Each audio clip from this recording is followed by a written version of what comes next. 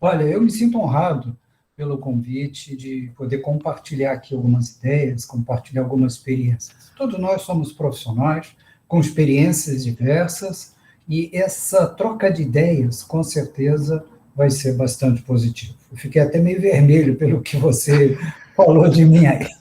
Eu espero que a apresentação, pelo menos, esteja à altura do que você comentou. Eu vou só aqui compartilhar uns slides que eu gostaria de trocar ideias com vocês e as ideias ficariam mais claras apresentando algumas figuras. Perfeito. Deixa eu ver. Por Aí, favor, veja, está ok? tá Tudo bem? perfeito, César. É, Excelente. tudo com você. Valeu. Então, pessoal, vamos conversar um pouquinho sobre. Nós vamos falar sobre software livre, vamos falar sobre inteligência artificial.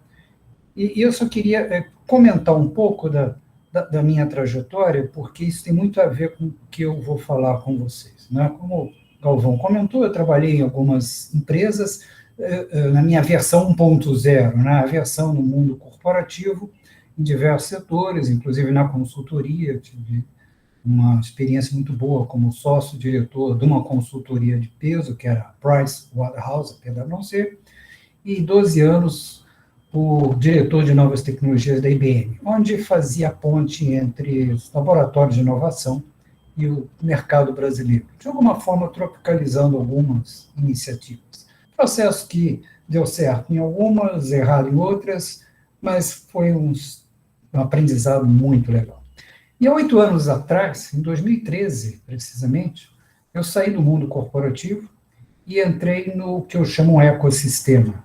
Ele é muito interessante, que me permite estar aprendendo continuamente, que eu converso com pessoas diferentes, com visões diferentes, experiências diferentes, o dia inteiro. Então, hoje eu tenho um pé na academia, professor da Dom Cabral, da PUC do Rio de Janeiro e da PUC do Rio Grande do Sul, em disciplinas como transformação digital para executivos, se lida muito com C-level, né, CEOs, CIOs, com disciplinas como modelos de negócios digitais na PUC do Rio, na PUC do Rio Grande do Sul, ciência de dados, inteligência artificial. Também estou no mundo corporativo como advisor em algumas empresas e também membro do conselho de inovação de algumas delas que vocês estão vendo aqui, empresas de tecnologia como CPQD, empresas ou startups na área de recrutamento e seleção de talentos profissionais de TI, e, obviamente, não poderia deixar de lado o mundo de startups. Então, faço parte de uma Venture Builder, que vocês estão vendo aí, a Kick Ventures, onde nós temos um pool de investidores, e o total de startups investidas por esse pool, do qual nós gerenciamos, são cerca de 60 startups, pouco mais, além de outras que eu estou mentorando e investindo diretamente, focado basicamente em inteligência artificial e saúde. Além de ajudar algumas entidades e seus programas de inovação e startups, como a FINEP, o programa Startup FINEP, da Empresa Brasileira de Pesquisa e Inovação, na Embrapa e assim por diante. Por que eu investi algum tempo contando isso? Porque isso está me dando uma visão muito interessante do que está acontecendo no mundo real. Em vez de ficar numa empresa só, eu estou falando com executivos. Por exemplo, um CEO de manhã toma um café virtual logo depois com um fundador de uma startup, à tarde uma reunião do conselho de uma empresa, à noite, eventualmente, um curso com CIOs. Essa troca contínua de experiências e aprendizados eu quero resumir e apresentar aqui para vocês nessa próxima hora. Para falar nisso, eu queria também chamar a atenção digamos, pela trajetória nesse mundo de open source e software livre. Eu me lembro que na década de 90, eu estava na Price, comecei a ver que havia um movimento de software livre que começava a aparecer nas empresas. Nós lidávamos muito com executivos e víamos que já parecia um servidor usando o Linux aqui, outro ali, e as empresas não tinham uma visão muito clara disso. Me lembro até de uma conversa com o CIO, que nós perguntamos sobre o uso de Linux, isso já no final da década de 90, e ele disse, não, que a gente não usa. E aí, então, executivo técnico dele, não, na época nem se falava muito na sigla CTO, mas o gerente da área de tecnologia falou, não, olha, nós já temos uma meia dúzia de servidores rodando Linux. E eles não sabiam disso.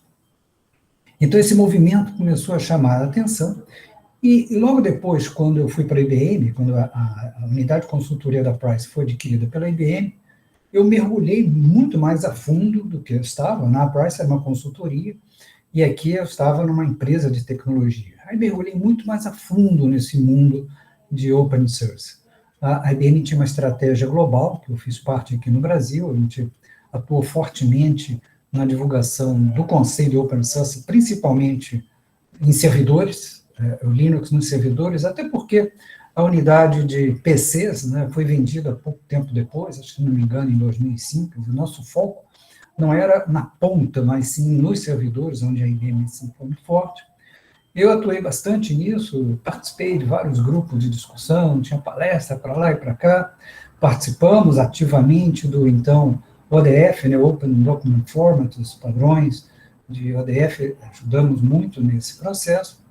E à luz de toda essa experiência, isso foi sintetizado num livro que eu publiquei, o meu primeiro livro até, surgiu em 2004, 2005, para minha surpresa, foi o primeiro em língua portuguesa sobre software livre, e teve várias edições. Durante praticamente um ano, ele foi o principal livro, mais vendido até, da Brassport. Fiquei muito feliz com isso.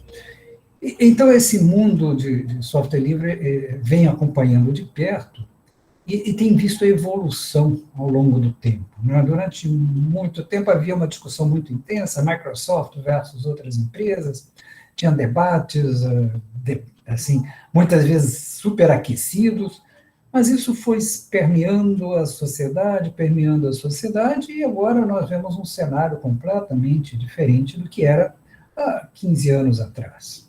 Inclusive, agora, há pouco, em questão de 1 ou 2 meses, até a própria Microsoft, que era a grande rival na época, lançou a sua distribuição Linux. Então, nós estamos vendo que o mundo que nós conhecíamos evoluiu muito. Isso é muito legal. Essa evolução da tecnologia faz com que hoje a gente tenha um cenário tecnológico totalmente diferente daquele cenário de 2005, 2006, onde a gente discutia PCs, laptops, vamos usar um Linux aqui ou não.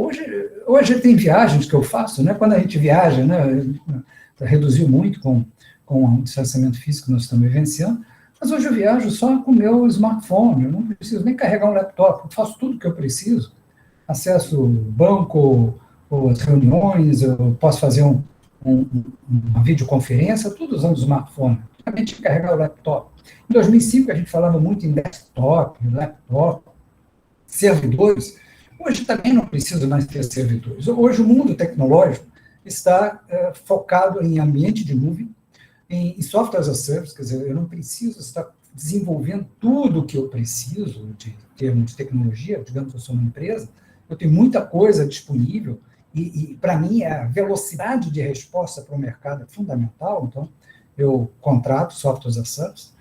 Por outro lado, eu também tenho que desenvolver algumas coisas, e ao desenvolver algumas coisas, sim, tem um monte de bibliotecas disponíveis open source, já não existe mais briga sobre isso, já está permeado pelas organizações de pequeno, médio, grande porte, pela sociedade, academia, quer dizer, tanto que você consegue ter aí acesso a códigos do GitHub, por exemplo, rapidamente, e tem milhões de coisas disponíveis.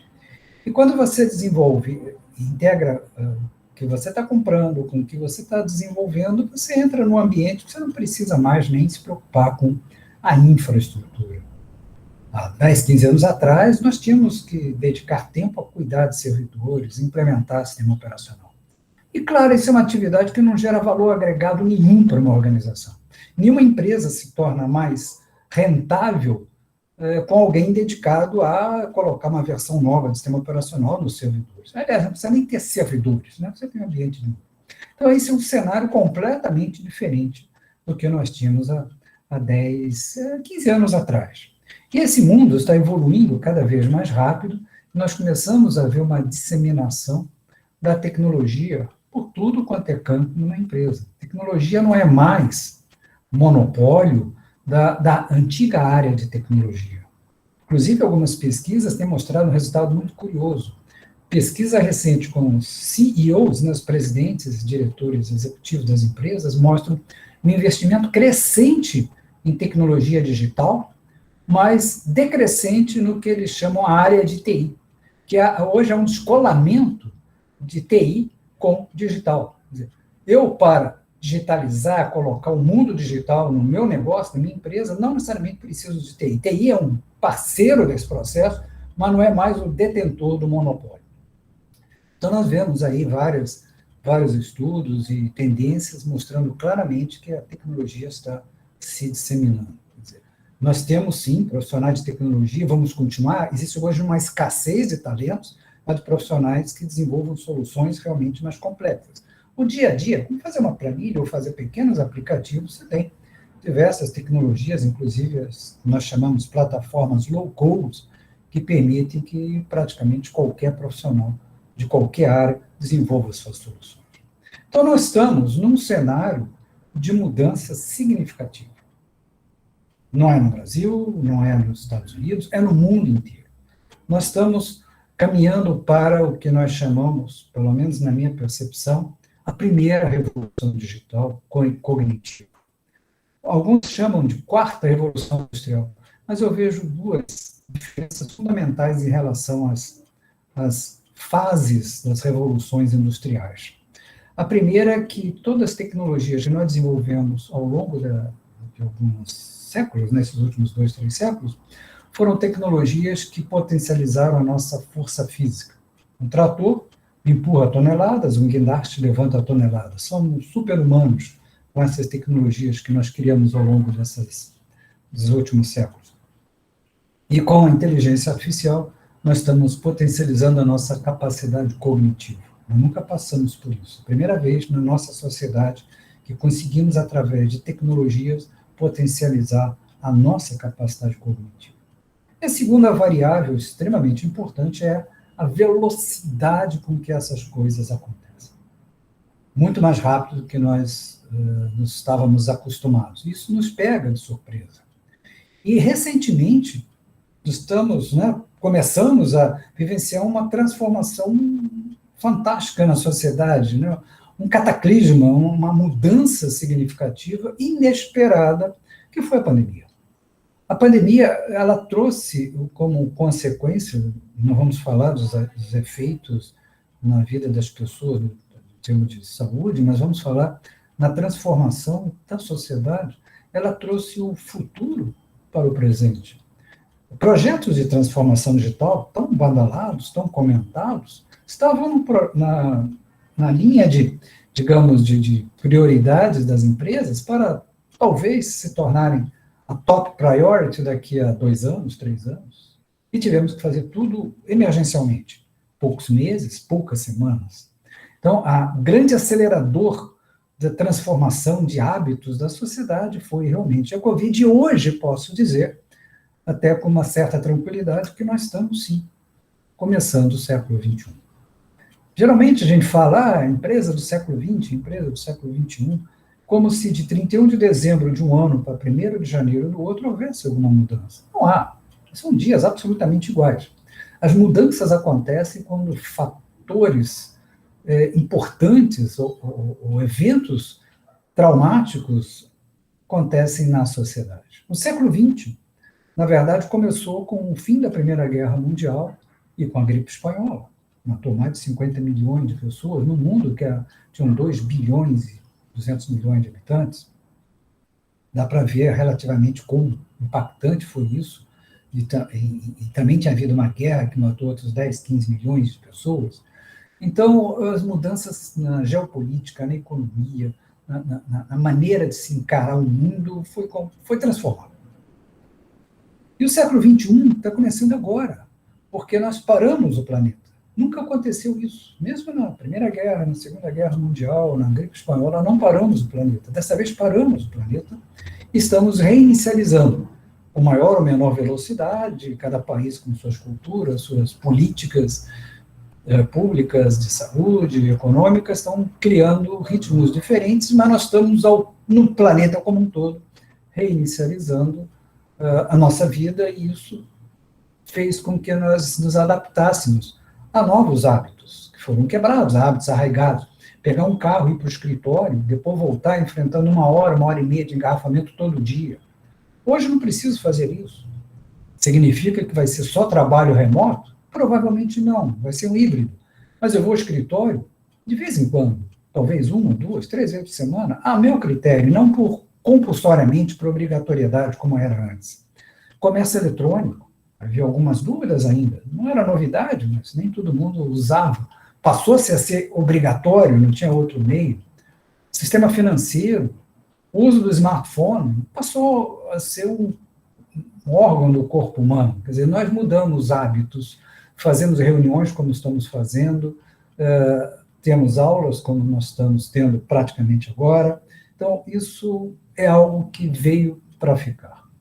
Nós nos adaptamos, mas as mudanças vão acontecer. Nós não mudamos ainda totalmente. Nós estamos aprendendo, estamos tentando nos ajustarmos às mudanças abruptas e compulsórias, mas as transformações vão, sim, acontecer nos próximos anos. O que nós, então, podemos observar ao longo do que vivenciamos nos últimos anos, e principalmente acelerado por esse último ano e meio, é que a tecnologia hoje faz parte do nosso dia a dia. No mundo de 7,7 bilhões de habitantes, nós temos aí 3,5, metade usando smartphones, e talvez um total de 6 bilhões usando algum dispositivo móvel. Quase todo mundo no planeta usa. Aqui no Brasil temos 120 milhões de pessoas usando o WhatsApp, quer dizer, uma população de 220 milhões, mesmo que você não use, você está perto de alguém que use. Então, a tecnologia, de alguma forma, está fazendo parte do nosso dia a dia, faz parte do nosso, digamos, da nossa vida. Nós estamos imersos no mundo online. E esse mundo online não está apenas no nosso bolso, com a internet que está no nosso bolso, mas está em objetos espalhados por tudo quanto é canto. Veículos cada vez mais inteligentes, caminhando para ser autônomos, geladeiras que começam a interagir, dispositivos como assistentes virtuais que interagem conosco, pulseiras, como eu uso, uma pulseira que mede junto com o seu aplicativo, obviamente, mede meu nível de estresse, mede batimento cardíaco, eu consigo fazer uma medição do nível de glicose, eu consigo fazer um eletrocardiograma, ou seja, eu me monitoro continuamente. Recentemente, uns 2, 3 anos atrás, fiz análise do meu genoma, não focado na análise completa, mas eu queria ver a minha reação metabólica a alimentos e a exercícios. Eu vou à academia, por morar no Rio de Janeiro, sempre fiz exercícios físicos, então, e eu fiz gastando $100. Então, nós estamos com tecnologia fazendo parte do nosso dia a dia, e isso talvez a gente nem perceba, mas nós já estamos caminhando para uma sociedade hiperconectada. Tecnologia faz parte do nosso dia a dia. A gente acorda e até a hora de dormir nós usamos tecnologia. Chamar um carro, um Uber, eu, por exemplo, não tenho mais automóvel, eu uso Uber, já aposentei o carro, 5 anos que eu não tenho mais carro. Nós pegamos informações, vemos vídeos, a hora que nós queremos, as coisas estão acontecendo, eu estou acompanhando e posso interferir. Antes eu podia assistir pela televisão, agora eu posso ver o que está acontecendo através de uma transmissão via smartphone, eu posso interagir com isso.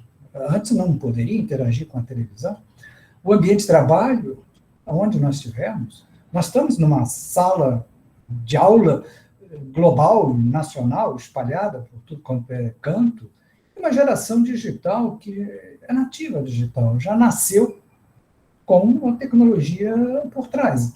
Quem tem 30 e poucos anos já nasceu com a internet como pano de fundo.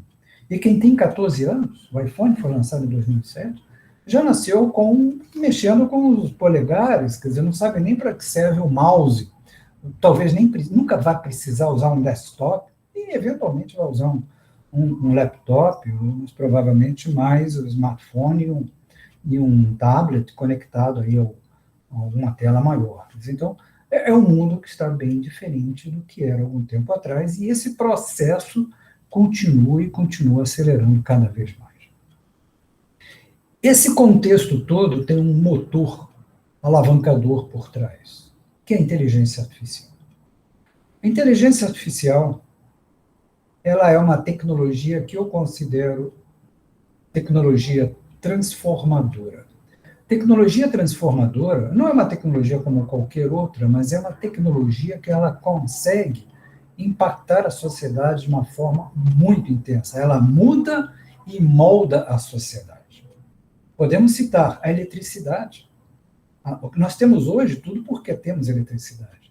O motor a combustão interna, que nos permite nos locomover com automóveis e outros veículos, aviões e assim por diante. A própria internet, que conectou o mundo. A sociedade antes da eletricidade e depois da eletricidade. A sociedade global antes da internet e depois da internet. Se vocês pararem para ver, né, vocês estão vendo que mudou tudo.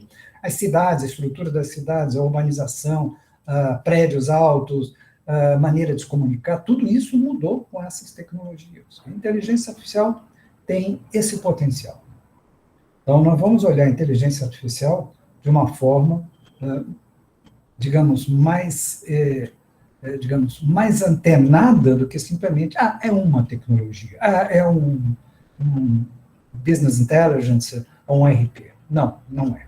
É bem mais do que isso, eu pretendo mostrar isso para vocês. A primeira coisa, deixar claro, é que não é uma novidade. O termo inteligência artificial, e não é um termo correto, né, porque os sistemas não são inteligentes, eles dão aparência de ser inteligentes, são fórmulas matemáticas, mas os sistemas de inteligência artificial não têm sentimento, não têm senso crítico, não têm criatividade, não têm paixão, seja ela ódio ou amor, não tem nada disso. São simplesmente modelos matemáticos. Mas o termo é antigo. Surgiu em 1956, nós estamos falando aí de praticamente 70 anos, numa conferência nos Estados Unidos. Os computadores eram limitadíssimos, mas se imaginava que poderia chegar a muita frente, e realmente avançou-se muito, mas em 1956 esse termo foi cunhado. E nos últimos anos a coisa foi evoluindo, tivemos ondas positivas, negativas, chamados de invernos, né, onde havia aquele entusiasmo, de repente a coisa caía. Eu me aproximei intensamente do que nós chamamos hoje de sistemas de inteligência artificial, mais ou menos no final dos anos 80, 90, com os chamados sistemas especialistas. Na época a gente não conseguia trabalhar com redes neurais, não tínhamos capacidade computacional nem dados, a maioria dos dados não estavam de formato digital, então a ideia era tentar captar o processo decisório de um especialista numa árvore de decisão. Era um conjunto de if and else, com alguns algoritmos, né, heurísticos nesse processo. Não funcionou muito bem, mas eu vi ali o potencial do que poderia evoluir a tecnologia. E realmente ficou um pouco adormecido, mas nos últimos 10, 12 anos, nós vimos com o aumento da capacidade computacional, disponibilidade de dados digitais, uma nova onda que eu acredito que ela não vai desabar, mas vai cair vai sair um pouco do hype, existe hoje um pouco de hype em relação a isso, mas com certeza nós estamos vendo hoje um potencial absolutamente fantástico de transformação da sociedade, afetando todos nós, negócios, profissões, carreiras e assim por diante. Por que eu falo isso? Porque hoje nós temos dados em formato digital em profusão e geramos a cada momento mais e mais dados. Só para ter uma pequena e pálida ideia disso, diariamente nós compartilhamos mais de 3 bilhões de imagens e 720 mil horas de vídeo. Isso por dia. No dia seguinte, provavelmente, um pouco mais, e ao longo dos próximos anos esse número vai aumentando. Além disso, nós temos capacidade computacional que era inimaginável há 15, 20 anos atrás. Se eu pegar o meu smartphone, e o smartphone de vocês, que é um computador que está no nosso bolso, ele tem mais capacidade computacional que todo o data center da NASA tinha em 1969, quando colocou o homem na Lua. O data center da NASA está no meu bolso. E atrás de cada um dos 3,5 bilhões de smartphones, nós temos os ambientes de nuvem com centenas de milhares de servidores de altíssima capacidade. E isso está crescendo. Capacidade computacional e dados digitais estão fazendo com que nós entremos num novo contexto, numa sociedade digital. E não é à toa que a inteligência artificial é vista como política de Estado para diversos países. Quantas tecnologias você vê que tem uma política de Estado? Algumas bem avançadas, outras meia rascunhadas, mas política de Estado. Um exemplo, vamos pegar a China. A China definiu, uns poucos anos atrás, no Congresso do seu Partido Comunista, que é a entidade política chinesa, que em 2030, estamos falando poucos anos à frente, ela quer ser líder global em inteligência artificial, porque a líder global em inteligência artificial vai lhe permitir disputar a liderança geopolítica, econômica e tecnológica no mundo. Hoje, disputa pau a pau com os Estados Unidos. Então, vocês veem que não é simplesmente uma tecnologia, mas é algo muito mais do que uma simples tecnologia, uma política de Estado de diversos países. Recentemente, nós também fizemos alguma coisa em relação a isso, ainda muito incipiente, mas estamos dando alguns primeiros passos. São os primeiros passos de uma longa e tortuosa jornada. Fala-se muito em inteligência artificial, mas faz pouco. De vez em quando você vê em pesquisas sobre isso. Eu estou muito envolvido em inteligência artificial, né, pelas startups, pelos eventos que eu faço com C-Levels, e o que eu vejo que tem muita gente falando que está usando, mas na prática não está usando. Talvez, outra vez, semana passada, tinha uma pesquisa dizendo que 1 em cada 4 empresas brasileiras estavam utilizando inteligência artificial. Não é verdade. É um super exagero, porque às vezes coisas simplistas, que não tem nada a ver de inteligência artificial, é considerada como inteligência artificial. Isso inflaciona. Então, nós estamos ainda... Não é só no Brasil, não. O mundo tem um hype muito grande. Mas aqui nós exageramos um pouco, por várias razões, talvez, sei lá, não vou nem entrar no mérito. Mas, de qualquer maneira, para você entrar no mundo da inteligência artificial, não é uma coisa simples, não é? Opa, vou entrar agora, né? Tem ferramentas disponíveis de uso gratuito? Tem. Como nós temos aí várias ferramentas para você desenvolver diversas soluções tecnológicas tradicionais, nós também temos frameworks de inteligência artificial de uso gratuito. Aqui algumas delas, né? PyTorch, TensorFlow está aí no meio, fornecido pelo Google, o CAF veio do Facebook e outras. Mas isso é apenas um pequeno pedaço do que a gente entende de como fazer alguma coisa de inteligência artificial. Então, é claro que ajuda muito, porque eu não tenho que estar montando bibliotecas de algoritmos, eu já tenho grande parte, de alguma forma, pré-montada, e eu tenho que ajustar, claro, mas diferente de um sistema tradicional, por exemplo, um compilador disponível open source, eu pego aquilo, faço pequeno ajuste e funciona. Um editor de texto, posso fazer um pequeno ajuste e pronto, já está funcionando. Inteligência artificial é muito mais do que isso, não é um sistema determinístico. Não? Então, vamos olhar as diferenças fundamentais e as deficiências e os desafios que nós temos. O primeiro, indiscutivelmente, é a formação de talentos. Quando nós trabalhamos inteligência artificial, nós estamos trabalhando com modelos matemáticos. Quando nós falamos em redes neurais, cada ponto dessa rede, cada, entre aspas, neurônio, não tem nada a ver com como o cérebro humano funciona, né? Por isso o termo de redes neurais dá a impressão que é a simulação do nosso cérebro humano. Não, é completamente diferente, mas são fórmulas matemáticas. Então, um conjunto de fórmulas matemáticas que são colocadas num algoritmo, que é a descrição passo a passo que eu quero fazer. Para isso, eu preciso ter uma boa base matemática, para construir algoritmos, para entender os resultados do que está acontecendo, identificar distorções que acontecem, anomalias, né? Quando você aplica num conjunto de dados uma fórmula matemática, você tem aí as distorções estatísticas que todo mundo conhece. E o nosso sistema educacional ele é muito deficiente na base matemática. Na programação tradicional, nós temos muitos desenvolvedores que têm um fraco conhecimento de matemática. Não precisava. Você fazia um sistema, você fazia muitas vezes sistemas que não tinham nenhuma conta. Basicamente, talvez uma conta de multiplicar, mas dificilmente se encontrava derivadas integrais num modelo de um sistema comercial. Isso era muito difícil. Então, a base matemática ela nunca foi muito enfatizada, lá do básico e chegando na universidade. Então, você tem aí algumas cadeiras, algumas profissões, inclusive, que a matemática passa muito distante. Então, esse é um desafio, a melhoria do ensino da matemática.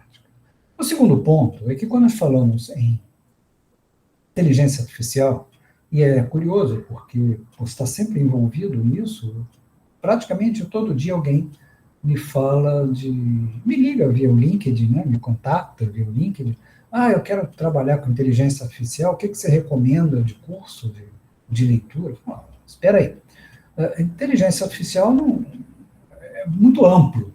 É como alguém chegar e dizer o seguinte, eu quero trabalhar com tecnologia da informação, com TI. O que eu faço? O que você quer ser? Né? Eu posso ser um desenvolvedor, front-end, back-end, full stack, são coisas diferentes. Eu posso ser digamos, um gestor de infraestrutura, eu posso ser um especialista em cybersecurity, eu posso ser, digamos, um analista de negócio que entende um pouco de tecnologia. É muito amplo. A mesma coisa em inteligência artificial. Você tem desde pessoas que entendem muito do negócio e aplicam, digamos, dados e algoritmos, isso, por exemplo, médicos podem ser médicos digitais, eles continuam médicos, né? Mas podem atuar entendendo um pouco mais o uso de tecnologias digitais para isso. Você pode ser um engenheiro de machine learning, um engenheiro de dados. A gente fala muito em data scientist.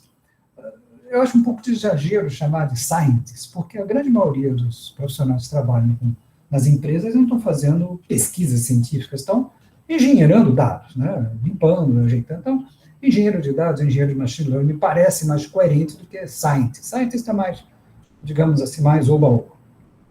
Mas a ideia é que você passa o tempo todo modelando fórmulas matemáticas, né? Essa é a percepção. E não é verdade.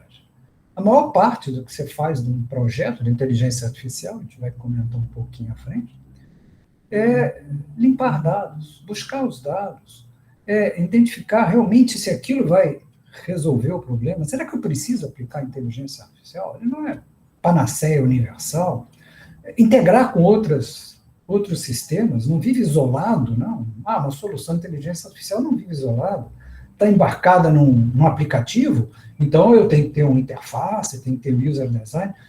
Faz parte do processo. Inteligência artificial não é solução, mas faz parte de uma solução. Então, quando você fala em projetos de inteligência artificial, você tem aí uma abrangência bastante grande de especializações, de habilidades, né, skills, num projeto, onde a atividade de olhar modelos matemáticos existe, sim, e é importantíssima, mas, em termos de tempo, apenas uma pequena parcela. Então, essa é a primeira coisa, mas está focado, né, digamos, na formação das pessoas, talentos. O segundo ponto são dados. Sem dados eu não consigo, hoje, nos modelos que nós temos de machine learning e deep learning, aprendizado de máquina e aprendizado profundo, eu não consigo treinar. Não consigo treinar adequadamente os algoritmos. Então, não adianta ter um monte de dados se eu não os uso. Uma analogia muito idiota e pateta. Imaginemos 200 anos atrás a Arábia Saudita. A gente não usava petróleo, não tinha motor a combustão interna. A gente usava, para iluminar as cidades, óleo de baleia. Então, a Arábia Saudita era a mesma Arábia Saudita de hoje. Embaixo daquele areal, tinha muito petróleo, mas não valia porra nenhuma. Quando se descobriu o motor a combustão interna e viu que era possível gerar energia a partir de combustíveis fósseis, como o petróleo, aí a Arábia Saudita se tornou uma potência econômica. Hoje é um dos países ricos, exatamente porque tem o petróleo. Então, a mesma analogia, se você tem os dados, estava lá o petróleo está há milhões de anos, e ninguém usava, não vale nada. Então, se você tem os dados da empresa, você não faz nada com ele, também não vale nada. E outro dia estava tendo um bate-papo, e aí o executivo falou, não, eu estou com excesso de dados. E a pergunta foi, será que não é escassez de algoritmos? Você tem os dados, né? Será que você está usando ele adequadamente? Será que você está aplicando o que você conhece para, em termos de aplicação de algoritmo, para utilizar os dados que você tem? Exemplo, aqui no Rio de Janeiro, eu vou a um supermercado há mais de 15 anos, uma rede de supermercados local, e ele sabe quem sou eu, porque pelo CPF, ele me dá descontos quando eu aplico o CPF, mas há 15 anos que ele sabe o que eu compro, o meu hábito de compra, quando eu vou lá, quando eu não vou lá, quando eu compro no site, quando eu compro na loja, que produtos eu tenho, né? Passa tudo pelo checkout, mas eles fazem a promoção tradicional. Hoje a promoção é azeite, para quem tem o cartão de fidelidade deles. Amanhã é fralda. O que eu vou fazer com a fralda, né? Nada. Então, ele não usa os dados sobre mim de uma forma inteligente. Não. Então, tem dados, mas é igual a Arábia Saudita 200 anos atrás. Uma outra questão que passa desapercebido, que quando nós falamos em alguns aspectos da inteligência artificial, quando a gente fala em inteligência artificial, é um guarda-chuva, que tem diversas tecnologias de computação, a visão computacional, processamento de linguagem natural, machine learning, deep learning, e assim por diante, né? Quando você trata imagens, na área de medicina, por exemplo, a gente usa muito imagens, na área de segurança, como é que você treina os algoritmos? Com milhões e milhões de imagens, digamos, de medicina, de câncer de mama ou de câncer de próstata, o que seja. E esses dados são tirados de diversas fontes e você tem que rotular para o algoritmo reconhecer pixels, ele trabalha com pixels, não tem a visão como nós temos, né? Reconhecer os pixels e se aquele padrão de pixels, né, aplicados nas fórmulas matemáticas, batem com o que ele entende ali como o que foi rotulado como câncer de mama, ele vai apontar que é câncer de mama. Mas como é que você gera essas imagens? Tem um monte de imagens, você tem que rotulá-las para saber que aquela combinação de pixels, ou aquela mancha que aparece, é um câncer. Então, você tem hoje humanos rotulando imagens que vão ser usadas nos treinamentos algoritmos. É interessante, você tem humanos que rotulam imagens, aí você treina um monte de imagens nos algoritmos para o algoritmo eventualmente complementar ou substituir uma tarefa humana. E esses humanos estão atuando em trabalhos aí a $1 por hora, espalhados no mundo inteiro, na Índia, no Paquistão, no Vietnã. Obviamente tem muito erro nesse processo. Né? Imagina você passar o dia inteiro, 6 horas, rotulando 20 imagens por minuto. Obviamente vai passar erro nesse processo todo. Isso faz com que, muitas vezes, você treine os seus algoritmos com bases de dados inadequados. Uma boa base de dados de treinamento, ela tem que ter um volume adequado para você realmente fazer com que o algoritmo entenda, num volume significativo, com certeza razoável, que aquele padrão de pixel significa alguma coisa. Tem que ter uma variedade, porque se você tiver uma distorção, mais concentração num tipo e menos no outro, isso caminha para um desvio, para um viés. Você tem que ter veracidade, os dados têm que estar corretos. Não adianta você mandar um monte de exames de sangue onde os valores de glicose estão totalmente espúrios, não tem significado nenhum, vai distorcer completamente o resultado. Né? Então, e muitas vezes os dados têm que chegar na velocidade que você quer. Se um processo de tomada de decisão não pode levar 1 hora, né? Digamos, você está verificando se aquela pessoa é aquela pessoa, não pode levar 1 hora para, por exemplo, um check-in no aeroporto, não pode levar 1 hora esperando reconhecer, tem que ser imediato, viu? É você é. Então, nós estamos falando volume, variedade, veracidade e velocidade. Quando você não tem isso adequadamente, você tem essas distorções, como, por exemplo, nesse sistema de reconhecimento, onde você vai tirar foto para documentos, as pessoas têm que estar de olhos abertos. Só que a base de dados não considerava o biotipo asiático. Ele está de olho arregalado, só que, né, o sistema não reconhece. Esse é um ponto, e é muito comum a gente ver esse tipo de ocorrência. A outra questão e desafio que nós temos é que quando você treina um algoritmo para um determinado ambiente e leva para outro, as bases de dados de treinamento são diferentes. Ele foi treinado, por exemplo, veículos autônomos. Eu estou treinando ele nas estradas da Alemanha, estou treinando nos Estados Unidos, rodovias fantásticas, bem sinalizadas, marcações corretas nas estradas. Aí trago esse mesmo sistema para o interior, lá, sei lá, Tocantins, Acre, Rondônia. Eventualmente eu vou encontrar essa situação. Ele nunca encontrou isso, é diferente do ser humano. Eu pego um carro na Alemanha, pego um carro em Rondônia e ando tranquilamente. Nós, seres humanos, temos essa capacidade. A máquina não, ela nunca viu essas placas, não vai saber o que fazer em relação a isso. Esse buraco, o que significa? É um obstáculo intransponível ou não? As reações são diferentes. Lembram-se, a máquina não tem senso crítico. Então, não adianta você treinar para uma coisa e levar para outra. Isso acontece em qualquer área. Eu treino uma base de dados com imagem num hospital, fantástico, uma assertividade excelente. Eu vou para o hospital do lado, aquele hospital tem uma máquina pior, mais antiga, as imagens são de baixa qualidade, os protocolos usados são outros, a máquina não consegue, né? O algoritmo não consegue ter um bom resultado. Então, para a gente ter uma ideia melhor, esse é o ciclo de um projeto de inteligência artificial. Né? Reparem que você tem um trabalho muito intenso de dados. Qual é o problema? Legal, esse problema. Que dados vão ser necessários coletar para isso? Eu tenho esses dados? Estão adequados? Estão limpos? Não tenho, eu tenho que buscar? Vou buscar internamente em outros sistemas? Em quais sistemas? Lá fora? Aonde? Custa dinheiro? É acesso livre? Eu estou violando alguma regra ou regulação, como a LGPT? Depois que pegar esses dados, como é que eu vou concatená-los? Quais são as variáveis que eu vou usar? Qual a intensidade de ponderação que eu vou colocar na escolha das features, das variáveis? Depois eu vou treinar o algoritmo em cima desses dados e vou colocar ele em produção. E aí vocês veem que tem uma série de desafios. Vamos chamar atenção para 2 pontos. Primeiro, repare o seguinte, quando nós desenvolvemos sistemas tradicionais, eles são determinísticos. Ou seja, você escreve linha de código e tem que ter um resultado concreto. Folha de pagamentos. Meu salário é R$1.000, quando o sistema dá R$1.000, perfeito, ótimo.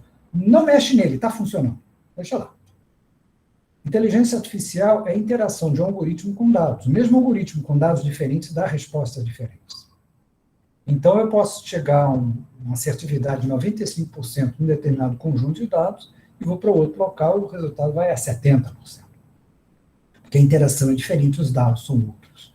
Então, eu não tenho uma certeza que ele é correto, porque ele é probabilístico. E eu tenho que definir claramente quais são os riscos aceitáveis. 95% de acerto é bom? De repente não é. Vou dar um exemplo muito simples. Ciclo fértil da vaca, 21 dias. Então o sistema tem que descobrir qual o dia mais adequado para fazer inseminação artificial. E vamos supor que o algoritmo foi aprendendo com os dados e chega à conclusão que se ele responder não é o dia, ele acerta 20 dos 21 dias. O índice de acerto dele é 95%. Fantástico! Mas não vale porra nenhuma, que ele erra exatamente o dia correto. Então, essa preocupação é importantíssima em inteligência artificial. Qual o risco que eu quero aceitar? Segundo ponto é que a inteligência artificial, quando você coloca em produção, os dados mudam. Provavelmente o contexto onde ele está operando é diferente do contexto onde ele foi treinado. Então, você tem que estar continuamente fazendo ajustes. Tem o famoso efeito deriva. Diferente do sistema tradicional, que está funcionando, deixa parado, no inteligência artificial, se você deixar parado, ele degrada. Esse é um ponto. E, fundamentalmente, eu tenho que ter uma visão muito clara de ética e responsabilidade nos projetos de inteligência artificial. Inteligência artificial faz parte do nosso dia a dia. São algoritmos que dizem que vídeo nós vamos ver, com quem eu vou trocar informações, qual motorista que vai me pegar, eu vou ter ou não crédito aprovado, eu vou ou não ser contratado, eu vou ou não para uma UTI. Eles começam a fazer parte do nosso dia a dia, nos ajudam na tomada de decisão e muitas vezes tomam decisão por nós. E isso faz com que nós tenhamos que ter muita preocupação com ética. Pode ser feito com inteligência artificial? Pode, mas deve ser feito. Isso é um desafio. Por exemplo, Uma pesquisa recente, poucos anos atrás, nos Estados Unidos, mostrou que a imensa maioria das crianças acredita. O Alexa, né, aquele assistente virtual da Amazon, sempre diz a verdade. Agora, imagina se tiver uma informação falsa, porque foi um viés que foi colocado no algoritmo, não intencionalmente, porque os dados não foram adequados, ou a escolha das variáveis não foi bem adequada e criou um desvio, um viés, né, um bias, não intencional. Você está propagando esse viés, está perenizando esse viés. Então, essa preocupação ela é muito grande. E há todo um trabalho, eu tenho atuado muito nisso, nós chamamos Responsible AI, né, inteligência artificial responsável, ética, deixa eu voltar aqui, ética por design, né, por projeto. Então, significa, devo usar a inteligência artificial mesmo que eu possa? Isso vai causar algum dano? Quais são as preocupações que eu tenho que ter?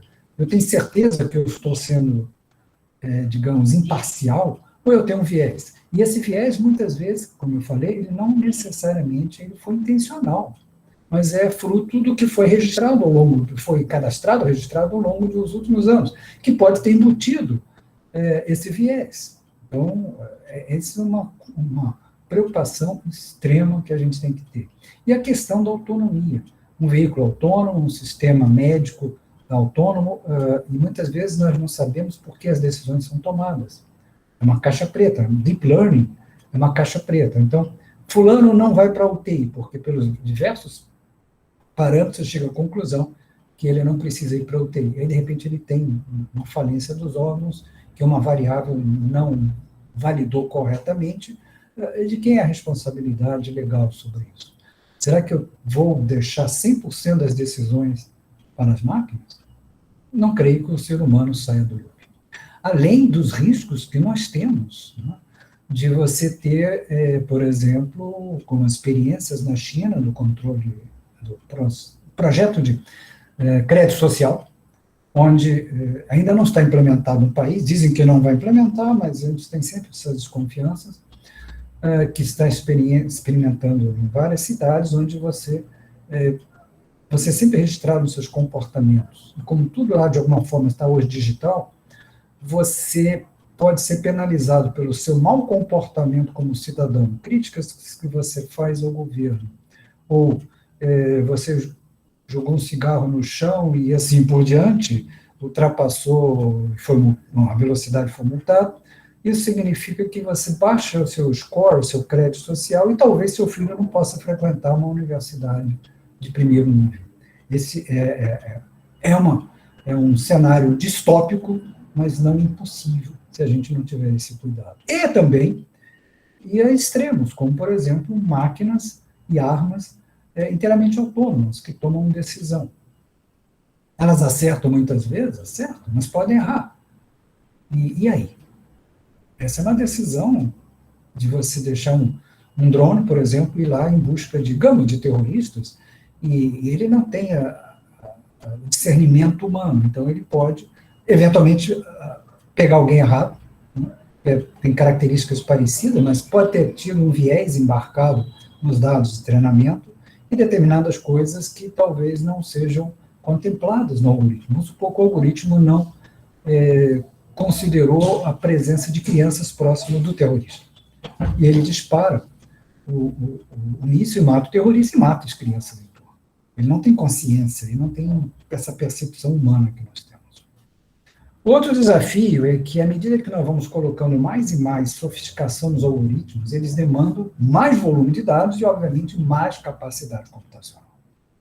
Esse é um grande desafio que nós estamos vendo, que faz com que a gente tenha custos elevadíssimos quando temos que trabalhar com algoritmos sofisticados, como, por exemplo, esse último, GPT-3, custou mais de 10 milhões para uma execução de treinamento, para ser treinado.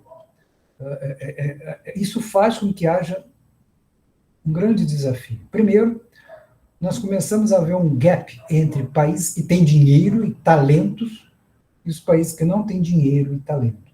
Então, a concentração hoje em inteligência artificial está cada vez mais em poucos países. Estados Unidos, a China, países da Europa, onde você tem dinheiro e você tem Por exemplo, no Canadá, recentemente, está construindo um centro de pesquisa e desenvolvimento de inteligência artificial de 100 milhões de dólares, só para construir o centro de pesquisa. 100 milhões de dólares, a gente não tem isso. A Arábia Saudita vai investir 10 trilhões de dólares nessa década para criar grandes centros de pesquisa, desenvolvimento e inteligência artificial. Eles têm o petróleo e vão usar o petróleo para gerar nova fonte de receita, que é inteligência artificial e algoritmo. Os Estados Unidos, a China e assim por diante, indiscutivelmente, algumas poucas empresas. Essas poucas empresas que valem hoje trilhões de dólares, elas acabam sendo uma concentradora. Tem mais e mais dados, né? O Google gera dados a cada momento, a Amazon gera dados, Facebook, e esses dados fazem que os algoritmos sejam mais eficientes, isso atrai mais dados, atrai talentos, todo mundo quer trabalhar nessas empresas. Então, você começa a ver aí uma concentração que, se você somar o valor de mercado dessas grandes companhias, elas são maior que o valor de mercado de muitos países, né? Se comparássemos PIB e valor de mercado dessas empresas, uma Apple vale mais que o Brasil, coisa assim. Então, isso é uma questão muito desafiadora, porque nós estamos vendo uma concentração em países e em empresas, e o gap aumenta. E nós estamos no início da curva de aprendizado de inteligência artificial, elas são muito limitadas. O algoritmo que joga xadrez não dirige carro, o que dirige carro não joga xadrez, o que analisa a imagem de câncer não sabe jogar damas, então ainda é muito limitado.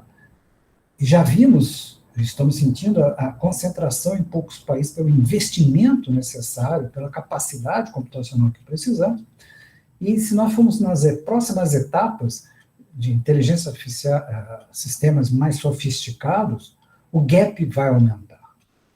E esse que a gente falava antes em exclusão digital, divisão digital, era até linear, agora é exponencial. Se eu avanço um passo, o outro avança 2. Quando eu dou 2, ele deu 4. Quando eu dou 10, ele já deu 100. Então, eu vou ficando para trás. E depois eu deixo de vê-lo, de tão distante ele já está. Então, o que eu tenho que fazer? Eu acho que nós temos que considerar, temos que fazer muita coisa aqui no país. Primeiro, talentos, formação de talentos. Desde o início. Nós temos que falar em conhecimento, digamos, visão computacional, visão computacional, educação computacional, conhecimento de algoritmos. Isso tem que começar no básico. Formação do que a gente chama o STEAM, né? Science, Technology, Engineering, Arts o MD, esqueci agora. Esqueci. Mas o que significa isso? Significa que nós temos que formar talentos que tenham essa visão de poder usar a tecnologia digital em todas as profissões. O ensino ele tem que ser muito mais focado na resolução de problemas, não na decoreba.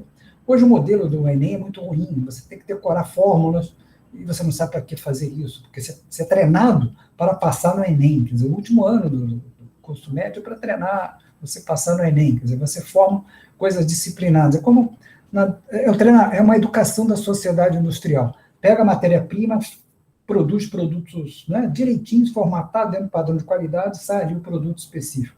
Esse é o processo educacional que nós temos.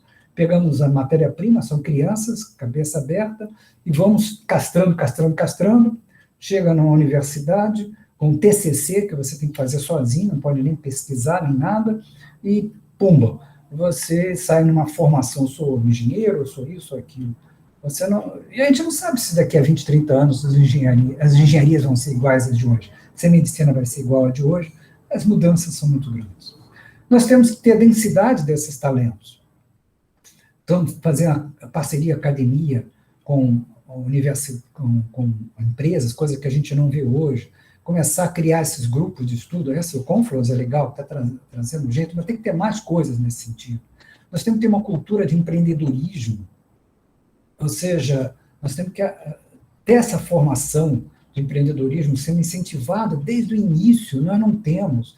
A maioria dos cursos, nem olhar o segundo grau, ensino médio, mas nem na universidade, é raríssimo você ver empreendedorismo, você não tem isso, são disciplinas muito isoladas. Acesso a capital, nós temos alguma dificuldade, tem algumas melhorias acontecendo, mas ainda muito pouco. E hoje o ambiente de negócio, você sair de de uma startup para criar um CNPJ cheio de interferência de governo, aspectos regulatórios fósseis, em todos os aspectos da interferência do Estado no nosso dia a dia, isso cria um ambiente que não é propício. Então, se nós quisermos realmente sair de um mundo onde nós estamos vendo que estamos chegando numa ponta, e eu preciso dar um salto no despenhadeiro para acompanhar o que está acontecendo em termos de evolução da inteligência artificial, dentro dos países, das concentrações das empresas, eu preciso fazer tudo isso.